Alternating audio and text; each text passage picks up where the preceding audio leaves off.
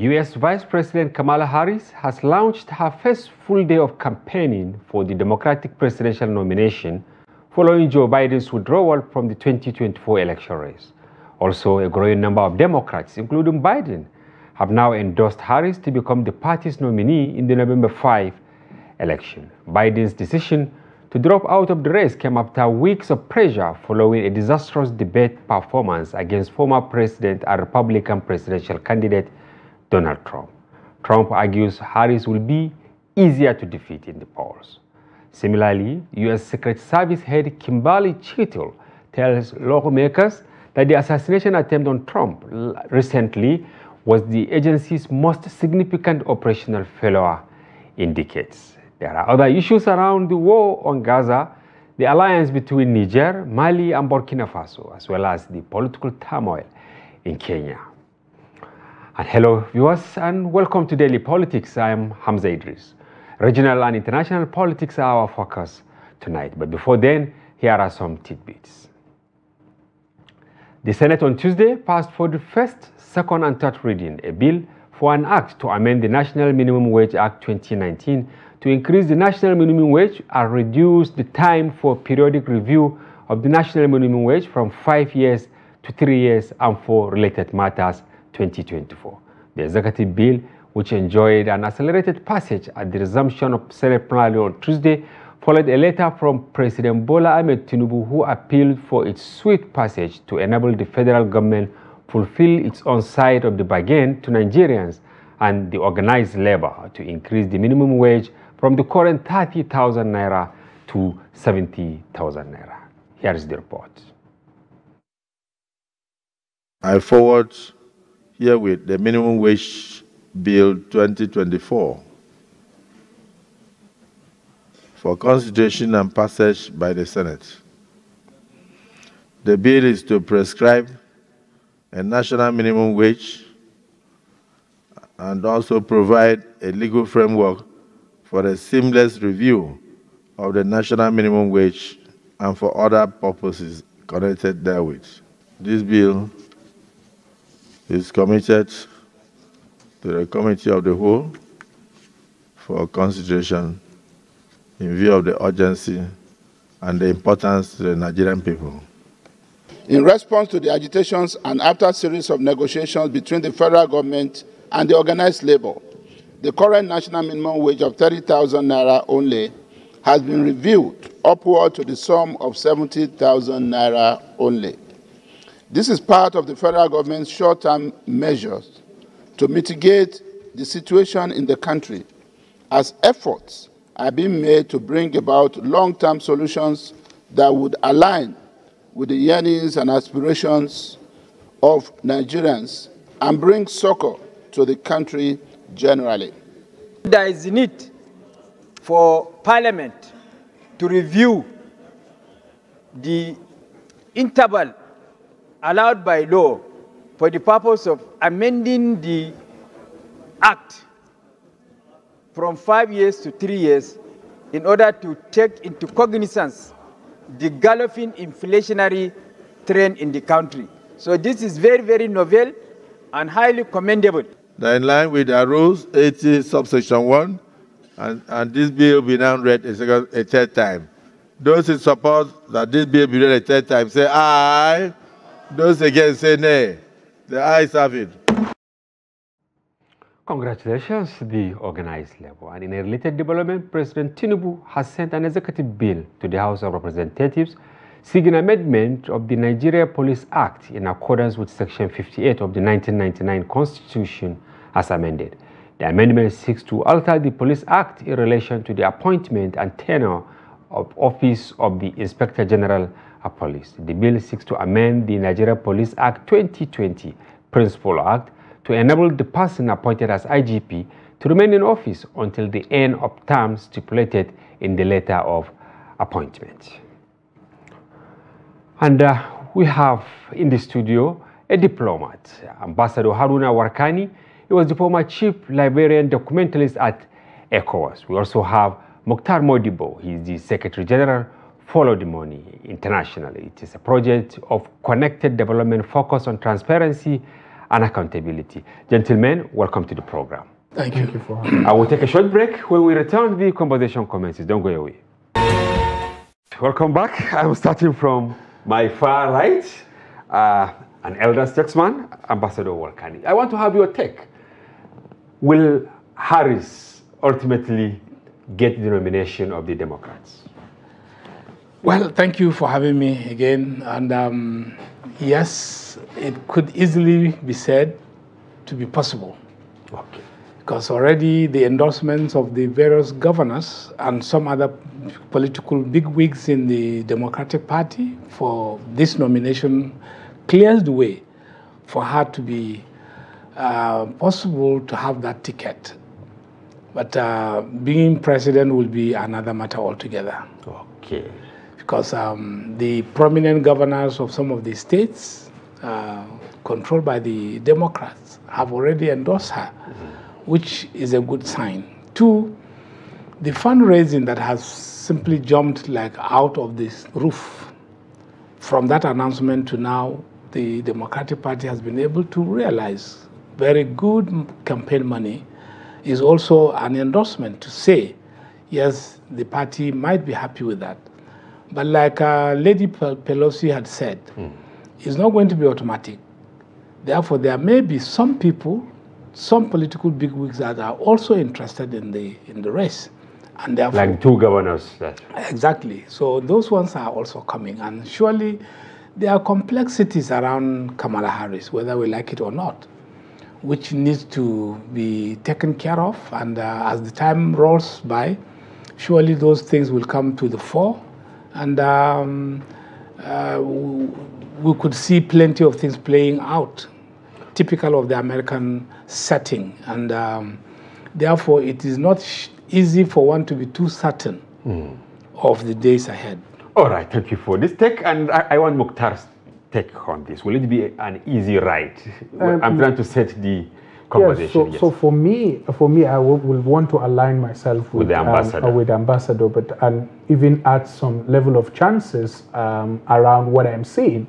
Gender really play a very vital and a very big space in the political dynamics that we have across countries, not just in America. So having Vice President Harris as a lady, and this is maybe approximately be in recent years the second time we're seeing something like that. So and then with the antecedents of what is happening, maybe she can control the majority, the numbers of women's vote across that. And like he said, rightly said about some event of endorsements and even the money contributions as the donations and what have you, shows that there are really some people behind her. But the question now remains, who is standing against her, right? Which is Donald Trump and then former President Trump, right? And then who are the people that might want to contest against her in her party primaries is the next conversation. And how is she able to hold the momentum, and then what sustainability does she have to hold the momentum till the days of election is what we will keenly watch and see how it will play out. Yeah, and Ambassador, Harris is the first woman, black person and person of South Asian descent. Don't you think this issue of xenophobia or things like that might creep into her campaign? Well, the reason why I said there are some other things that might play out. Yes.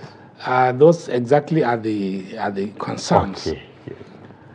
Her lineage, in typical American setting, of course, makes it difficult for the real Republicans. Now, when it comes to the actual election, once she is endorsed properly by the party and adopted as the flag bearer, and for the Republican Party is already known.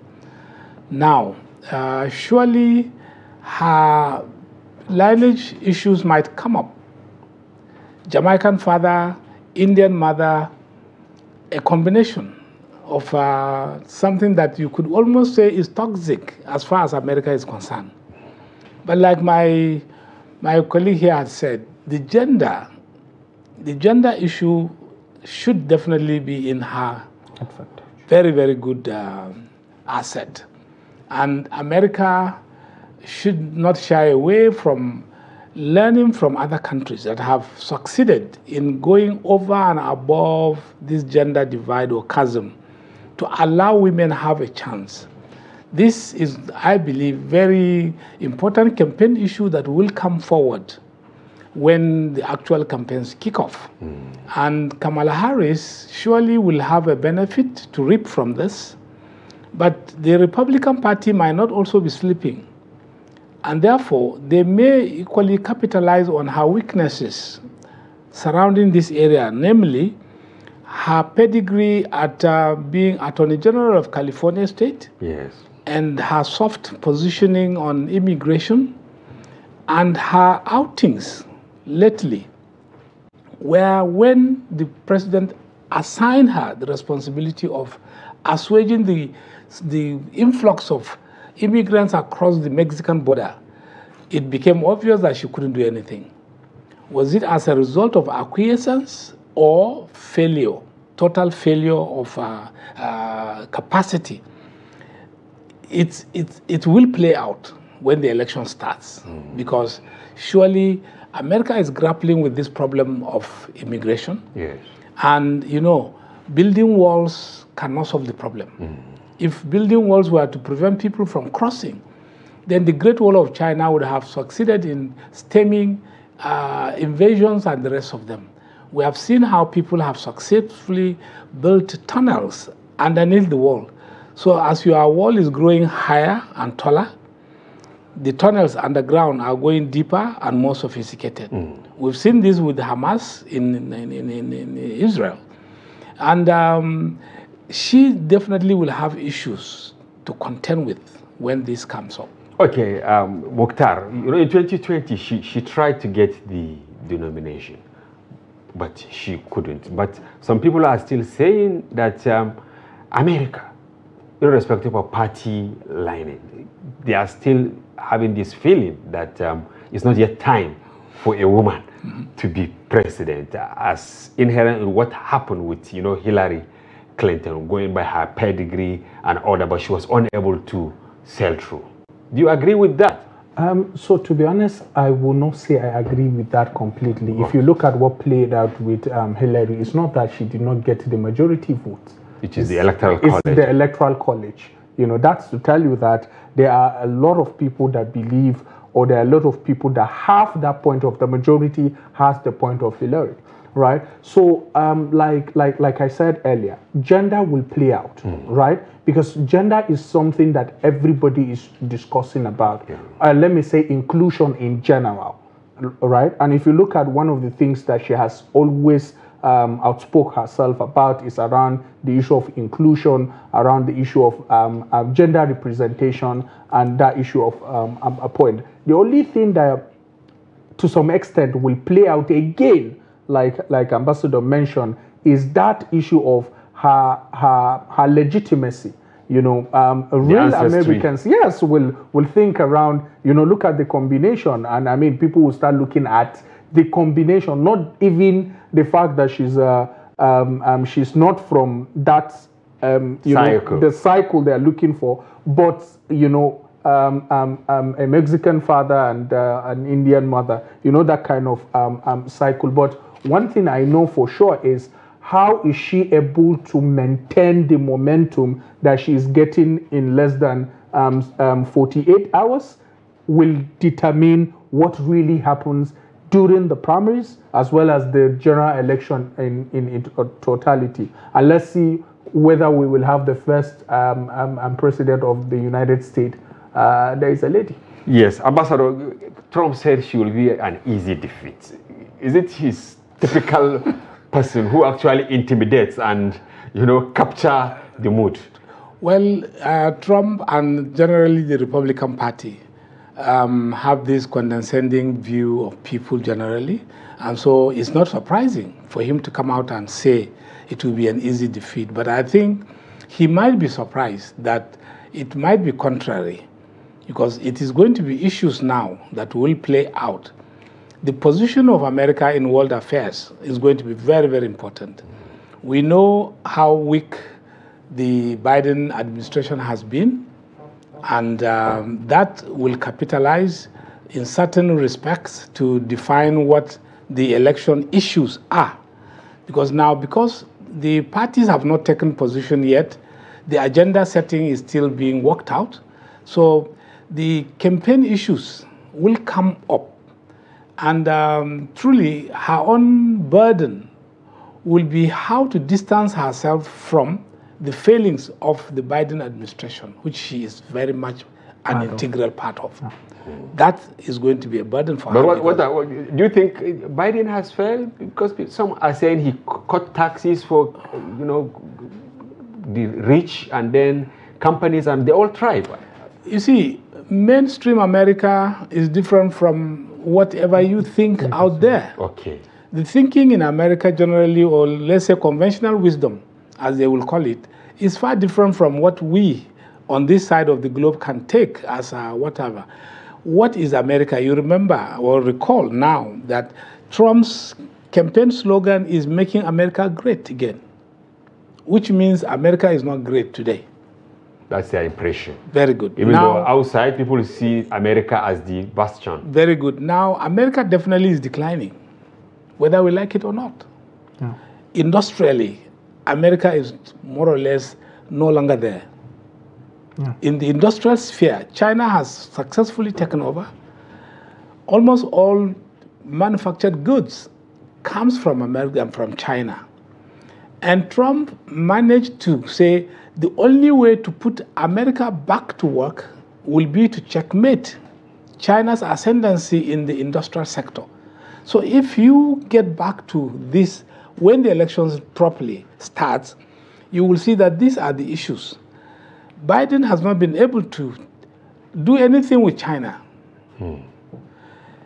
Don't also forget the emergence of BRICS as a bloc is going to define so many things. Okay. And so the question of dollarization and how it is going to play out is already key and is of very great concern to America, because America clearly can see that if BRICS comes up with a single currency and the powers, aggregate powers of the members of BRICS, you will see what it will do to the American economy, which is already struggling.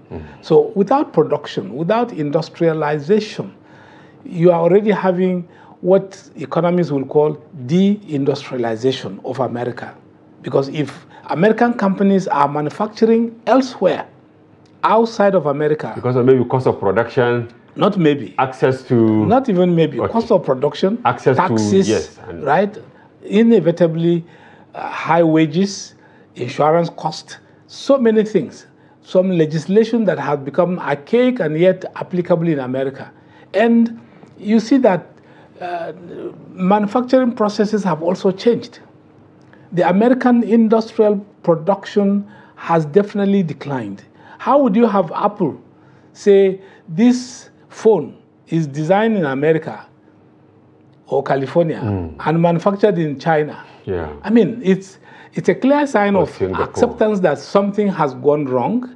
And so American workers are having to follow to China to go and participate in designs of their own products.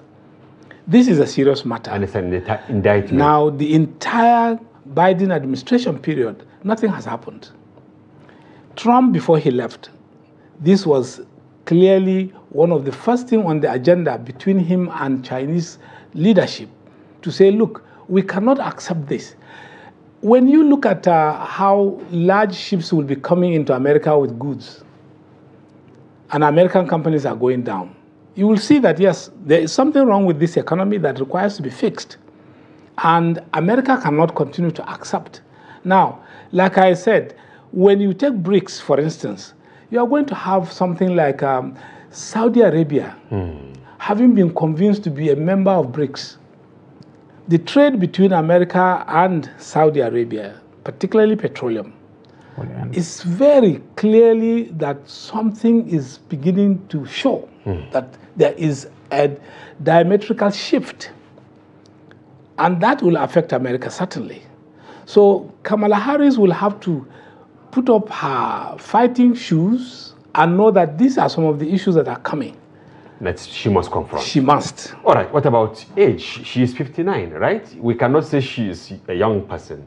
Maybe she is in between the old and the young at 59. Do you think youth, both boys and girls or women and men, will leverage her median age to go for her? I think when it comes to that, it's not really something that they will really consider. I mean, bearing in mind how old is Biden and how old was Trump to me, I think they will be looking at that conventional thing. What are you bringing to the table? Are you going to make America to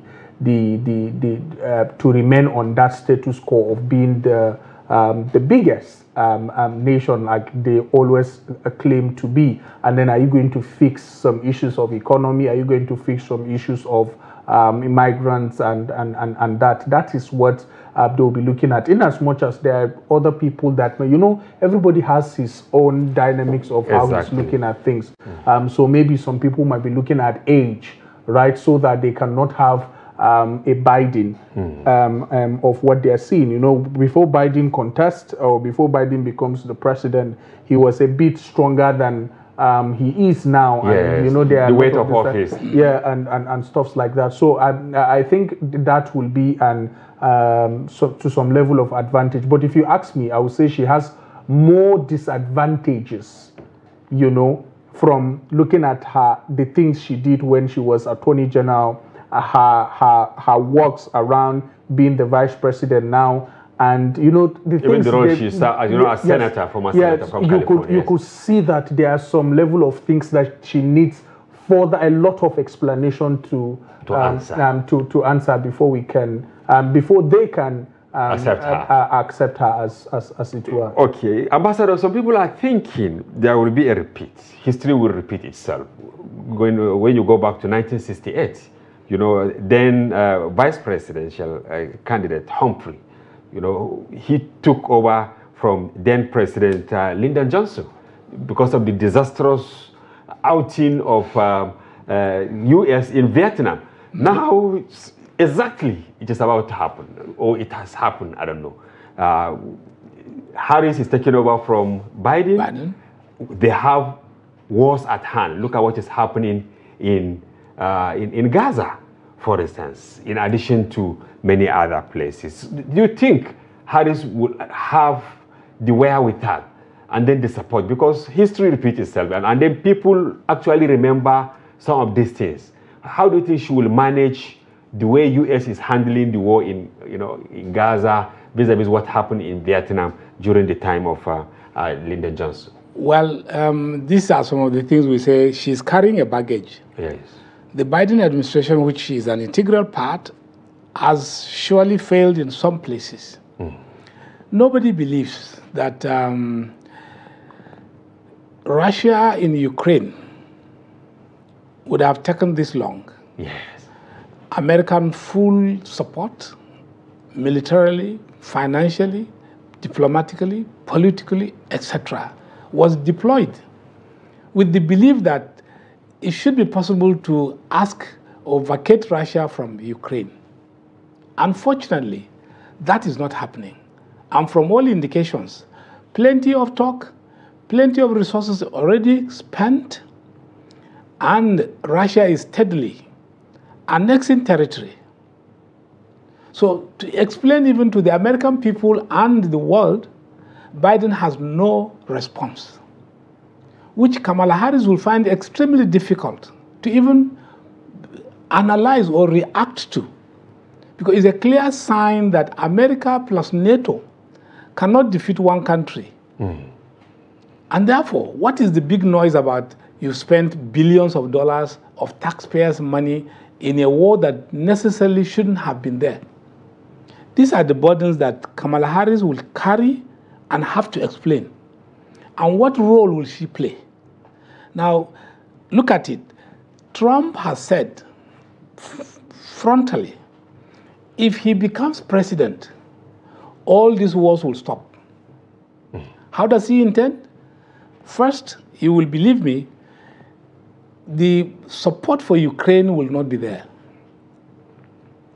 And that will bring the end to the war. Yes. If as far back as 2012, 2014, Ukraine had lost the Crimea, now the eastern part of the country is already gone, is under Russian control. Civil administration at all levels are already Russian. Whatever talk you are saying, the country called Ukraine is now about half. And America has been there as the main supporter of, or instigator of Ukraine's crisis. Yes. The Biden administration, therefore, cannot explain to anyone how come with your powers, with everything military and what have you, you can't make a change. In Gaza, Yes. you will see that, yes, he has gone out, he has supported Netanyahu to the teeth, and now the war is lingering in such a way that besides lingering, it might escalate in the next few moments. And that is going to be another burden Kamala Harris has to. Now, we must remember that in almost all American elections, it is foreign policy matters that more or less determines the presidency, not necessarily domestic issues. Okay. So, like my good friend here said, the question of maybe her youthfulness and what have you might even be fizzled out of consideration. Because the real issues before America is not whether you are young or old, it is what can you do in circumstances like this. Pumping money to Ukraine has not solved any problem.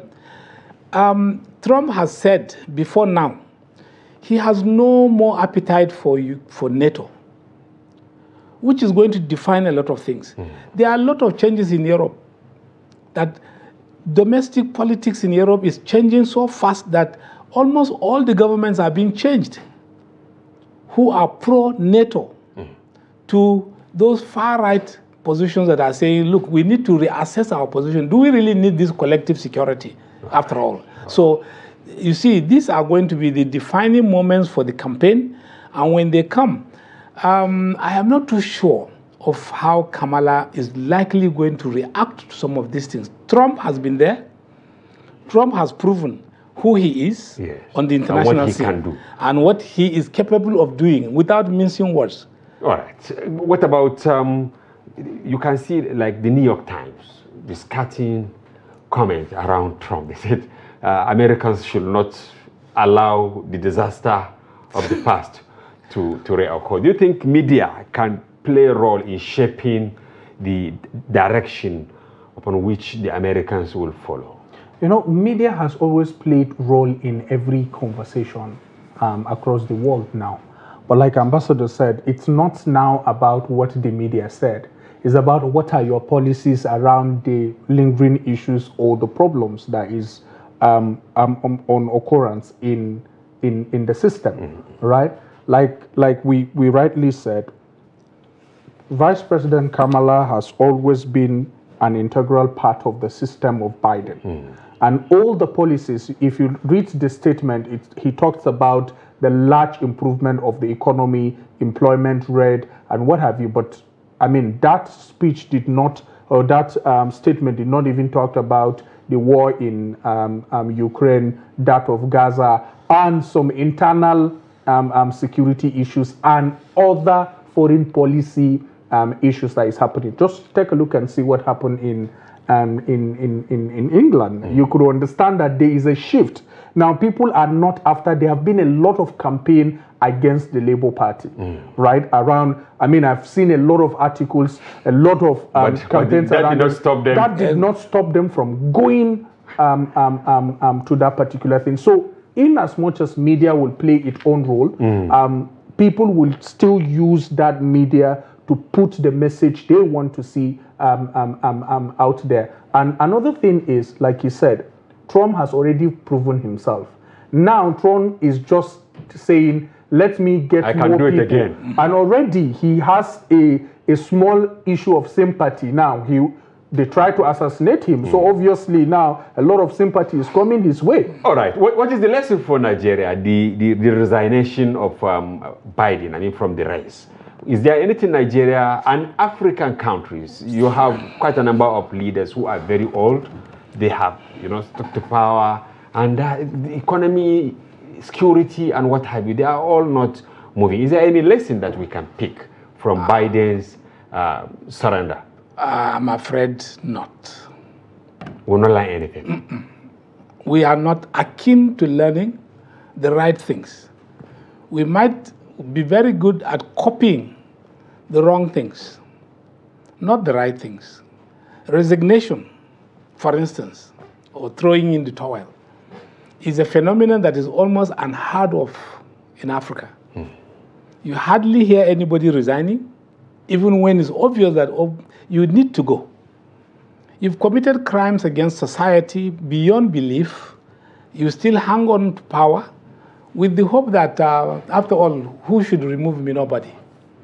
And therefore, if we are expecting, for instance, that because somebody out of age and frailty of health has decided finally, due to pressure from within his own party, accepted to throw in the towel to say, yes, it looks like I can't do it again, perhaps not even up to another 4 years. Let someone else come over to take. I don't think here in Africa, generally speaking, and Nigeria in particular, we shouldn't be expecting that. There will be always hanging on to power, no matter how it is. And you remember, General Babangida one time said, all the advice given to him by the IMF in those days when we were taking SAP. Yes. Nigeria's economy did not conform to those things. Therefore, we seem to be like apolitical. Different kind of We are people. totally a different setting. That's the mindset of leadership then and even now. Expecting anybody to say, I am throwing in the towel because of age or health. Will not happen. No. Because I want to have your take, because we have to touch Niger and then Kenya, and we have less than 10 minutes to go. But let me put the question this way for you, Mukhtar. The mere fact that Biden, said, okay, my deputy should take over from me, is there any lesson for Nigeria and for Africa where you see governors not really ready to give it to their deputies? Even if they give, the fight begins next day. President, look at Obasanjo and Atiku. Is there any lesson for them to learn that, okay, your deputy, if you trust him, they can do it? Yeah, so the only lesson is the one we are talking about now. Talking about it. Because, I can just put my hand and count the number of countries that are going through the same thing. Cameroon, of very close here, have gone the same thing. Gabon, before the coup d'etat, have gone to the same thing. Literally, the president cannot work, right? So the thing is, right, it's the only lesson we're learning, like I agree with Ambassador, yes. The only lesson is we get to tell, we that don't have children are looking at having, we get to tell our children that something like this happened during our time. Yeah. But really, nothing will happen because, just look at Nigeria is a country that has breaking news on daily basis. No matter how strong that breaking news is. Right. Yes. That breaking news have always been a news of failure of someone, a particular person in a system. All right. And that system allow that person, he continues. And even if that person is being removed and is subject to investigation, the investigation is only announced. But the investigation cannot come back. The report of that investigation will not come back to the media or to the people to say, oh, this person have done this wrong, and this is the real picture of what happened, and this is the punishment. Nobody is being punished. So the reality is, the lesson is we get to talk about it, that it happened during our time, and we get to tell people that this is what has happened. But for us here, for this to happen, I don't think that will happen. All right, Ambassador, quickly, the alliance of Sahel states. Tinubu has gotten a second term as ECOWAS chairman. Do you think he will reverse that alliance? He will be able to reverse it? I was here with you in July when the coups occurred and when the sanctions were imposed, and my take then and up to today remains that no, the mistake has been done. ECOWAS never, ever should have gone the way it did. You can't impose sanctions from within. You cannot threaten member states with invasion, military invasion. You cannot disconnect power to a country that has a standing agreement, bilateral agreement with you. That's criminal. I did say it here, and I repeat today. Now, those mistakes were done. They have been made, and this has pushed these young men who are leaders in Mali, Burkina, and Niger, yes, almost to a point where you can say this is a point of no return. They have made their point very clear. They have declared, and now their first annual meeting or inaugural meeting was very, very clear. And I don't know whether it was deliberate. They organized it about the time when ECOWAS. No, it was rather ECOWAS that had to respond quickly, with the hope because that they planned theirs. Yes, with the hope that maybe they could assuage these feelings and bring these people back. But bringing them back is almost forgone, because now the civil population are very happy with what is going on. For the first time, these countries have gained independence, in quotes, from France and America. And they have the backing of Russia. They have the backing of Russia. Things are happening. Equipment that these countries have never seen. Military equipment. And they are getting real money from their uranium and other. Good money is coming as a result of sale of resources, natural resources, uranium and some other minerals, gold particularly in Mali. I mean, you cannot believe it. Suddenly the country is realizing very good income from its natural resources, and it is having a voice. By the time they flood their currency, which is coming very soon, that will be the end of ECOWAS. So now President Bola Ahmed Tinubu will have to accept, and I think apologize to the ECOWAS community generally, that he was the one that destroyed what was created since 1975. He has no choice than to do that as a leader. Electing him the second tenure does not really matter, because it may not necessarily translate to anything. Who else would they give this burden to? Go and solve the problem you created. Because there was lack of consultation, there was lack of understanding of the matters. Nigeria and Niger can never go to war. Never. The symbiotic relationship across the border is too organic in such a way that it's difficult for you to separate a Nigerian and a Nigerian. Okay, then what about the young person, the Senegal president, who is actually the go-between now? You looking at his youthful age, do you think maybe he will appeal to Mali, Burkina Faso, and Niger? So it's not about, if you look at the meetings he has had, one of the first things he did while immediately coming to power was to look at the people closer to him and other president to visit them. All the people he has visited, if you look at, I was trying to look at the report of his conversations. He was just talking about the bilateral conversation between his country and that of that country. And another thing you should understand, it's not about the issue of young person or not. Are the people of that country happy with the people in power?